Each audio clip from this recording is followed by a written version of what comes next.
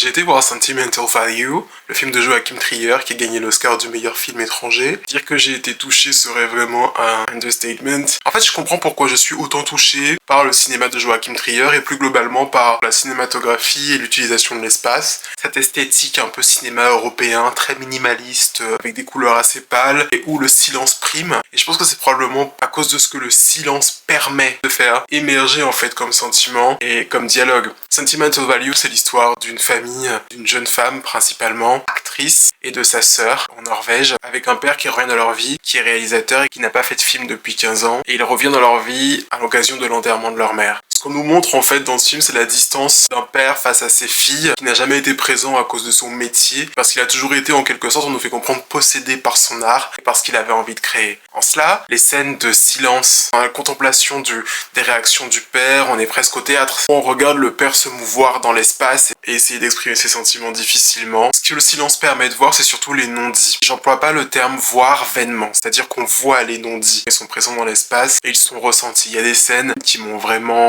touché, notamment sur le sujet de la relation et des non-dits dans une fratrie et en l'occurrence entre sœurs. Cet amour qui est presque indescriptible, qu'on ressent et qu'on a toujours du mal à exprimer pour son frère ou sa sœur et qui manifestement on arrive plus facilement à exprimer des années plus tard. Tout ça on le voit dans ce film.